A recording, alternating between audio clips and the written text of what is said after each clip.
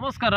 ನಾನು ನಾಗರಾಜ್ ಶೆಟ್ ಅಂತ ಕುಮಟಾದಿಂದ ಮಾತಾಡ್ತಿರೋದು. ಈಗಾಗಲೇ ನಾನು ಹೇಳಿಕೊಂಡಿರುವಂತಹ ವಿಷಯ ಏನಂದರೆ, ನಾನು ಖಳನಾಯಕನಾದಂತಹ ಬಹುಭಾಷಾ ನಟ ಖಳನಾಯಕನಾದಂತಹ ಪ್ರಕಾಶ್ ರಾಯ್ ಅವರ ಬಗ್ಗೆ ಸ್ವಲ್ಪ ಸಂಕ್ಷಿಪ್ತವಾದ ವಿವರಣೆಯನ್ನು ಕೊಡೋಕ್ಕೆ ಇಷ್ಟಪಡ್ತೀನಿ. ಯಾಕಂದರೆ ಅವರು ಒಂದು ಏನು ಚುನಾವಣಾ ಸಮಯದಲ್ಲಿ ಕಳೆದ ಬಾರಿ, ಈ ಬಾರಿ ಅಲ್ಲ, ಅದಕ್ಕಿಂತ ಮೊದಲು 2019ರಲ್ಲಿ MP ಚುನಾವಣೆ ಸಮಯದಲ್ಲಿ ಅವರು ಭಾಳ ಹೋರಾಟವನ್ನೆಲ್ಲ ಮಾಡ್ತಾಯಿದ್ರು. ಯಾಕಂದರೆ ಕಾಗೆಯನ್ನು ಅವರು ರಾಷ್ಟ್ರೀಯ ಪಕ್ಷಿ ಮಾಡೋಕೆ ಹೊಂಟವರು. ಆದರೆ ಇಲ್ಲಿ ಯಾವುದೇ ರೀತಿ ಈಗ ಎಲ್ಲೂ ಕಾಂಗ್ರೆಸ್ ಸರ್ಕಾರ ವಿರುದ್ಧ ಯಾವುದೇ ರೀತಿಯಾದಂಥ ಹೋರಾಟಗಳು ಅವ್ರದ್ದು ಯಾವುದೇ ರೀತಿ ಕಾಣ್ತಾ ಇಲ್ಲ. ಯಾಕಂದರೆ ಹೋರಾಟಗಳ ಮೇಲೆ ಎಲ್ಲ ಸರ್ಕಾರದ ವಿರುದ್ಧನೇ ಇರಬೇಕು, ನಿಷ್ಪಕ್ಷಪಾತವಾಗಿರಬೇಕು, ಪಕ್ಷಾತೀತವಾಗಿರಬೇಕು ಮತ್ತು ಜಾತ್ಯತೀತವಾಗಿರಬೇಕು. ಆದರೆ ಇವರು ಏನು ಮಾಡ್ತಾರೆ ಅಂದರೆ, ಮೋದಿಗೆ ಒಂದು ರೀತಿಯಲ್ಲಿ ಇದು ಮಾಡ್ತಾರೆ, ಟ್ರೀಟ್ ಮಾಡ್ತಾರೆ, ಮತ್ತು ಕಾಂಗ್ರೆಸ್ನವ್ರಿಗೆ ಮಾಡ್ತಾರೆ. ಕೇಳಿದ್ರೆ ನಾವು ಎಲ್ಲ ರೀತಿಯಲ್ಲಿ ಡೆವಲಪ್ಮೆಂಟಿನ ಬಗ್ಗೆ ಇದು ಮಾಡ್ತಾ ಇದ್ದೀವಿ. ಮತ್ತು ರಾಜ್ಯ ಸರ್ಕಾರದ ಪರಿಸ್ಥಿತಿ ನೋಡಿದ್ರೆ ಅವ್ರ ಹೋರಾಟ ಏನಂತ ಅವ್ರಿಗೆ ಕಾಣಿಸ್ತಾ ಇಲ್ಲ ಅಂತ ಕಾಣ್ತಾ ಇದೆ. ಯಾಕಂದರೆ ಅವ್ರು ಸ್ಟುಡಿಯೋದಲ್ಲಿ ಕೂತ್ಕೊಂಡು ಏನೋ ಒಂದು ಹೇಳಿಕೆ ಕೊಡೋದು ಅದಷ್ಟೇ ಬಿಟ್ಟರೆ ಅವರಿಗೆ ರೋಡಿಗೆ ಇಳಿದು ಹೋರಾಟ ಮಾಡುವಂಥದ್ದು ಯಾವುದೂ ಇಲ್ಲ. ಯಾಕಂದರೆ ರಾಜ್ಯ ಸರ್ಕಾರದ ಅವ್ರ ಪರಿಸ್ಥಿತಿ ನೋಡ್ಬೋದು. ಯಾಕಂದರೆ ಅವರು ಬಿಟಿ ಭಾಗ್ಯ ಎಲ್ಲ ಕೊಟ್ಬಿಟ್ಟು ಯಾವುದೇ ರೀತಿ ಅಭಿವೃದ್ಧಿಯ ವಿಷಯಗಳಲ್ಲಿ ಇದು ಇದೆ. ಆದರೆ ಪಾಪ ಪ್ರಕಾಶ್ ರಾವ್ ಅವರು 38,000 ಓಟ್ ತೊಗೊಂಡಿದ್ದಾರೆ. ಅವ್ರಿಗೆ ಬೆಂಗಳೂರು ದಕ್ಷಿಣ ಯಾವುದೋ ಒಂದು ಬೆಂಗಳೂರಲ್ಲಿ ಯಾವುದೋ ಇದ್ರ 4ರಲ್ಲಿ ಒಂದು ಯಾವುದು ಕ್ಷೇತ್ರದಲ್ಲಿ.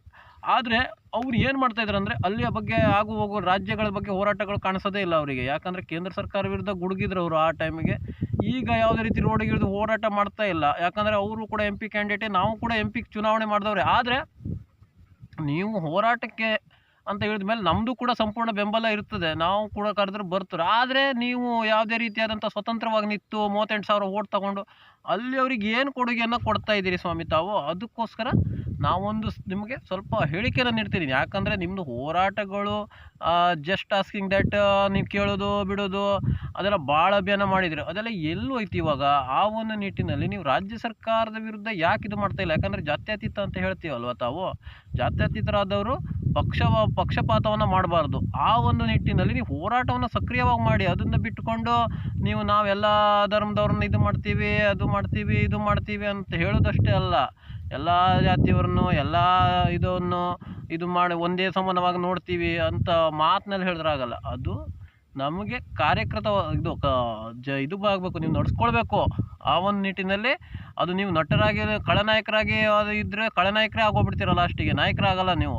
ಆ ಒಂದು ನಿಟ್ಟಿನಲ್ಲಿ ನೀವು ಹೋರಾಟಗಳನ್ನು ಮಾಡಿದ್ರೆ ಜನ ರಾಜ್ಯ ವ್ಯಾಪ್ತಿಯಲ್ಲಿ ಬರ್ತಾರೆ. ಈಗ ನೋಡಿ, ಕೆಲವೊಂದು ಪಕ್ಷದವರೆಲ್ಲ ಭಾಳ ರೀತಿ ಹೋರಾಟಗಳನ್ನು ಮಾಡ್ತಾರೆ. ಅವ್ರ ಪಕ್ಷ ಆಡಳಿತ ಬಂದರೂ ಮಾಡ್ತಾಯಿದ್ದಾರೆ, ಮಾಡಲಿಲ್ಲ ಬರ್ದಿದ್ರು ಮಾಡ್ತಾಯಿದ್ದಾರೆ. ಈಗ ನೋಡಿ, ನಮ್ಮ ರವಿಕೃಷ್ಣ ರೆಡ್ಡಿ ಅವರು ಕೂಡ ಪಾಪ ಅವರು ಭಾಳ ಹೋರಾಟಗಳನ್ನು ಮಾಡ್ತಾಯಿದ್ದಾರೆ. ಅದು ಬರೋದು ಬಿಡೋದು ಕಡೆಗಿನ ವಿಷಯ. ಈಗ ನಾವು ಕೂಡ ಎಲ್ಲ ಪಕ್ಷದವರು ಎಲ್ಲ ಇರೋರು ಹೋರಾಟಗಳನ್ನು ಮಾಡ್ತಾಯಿದ್ದಾರೆ.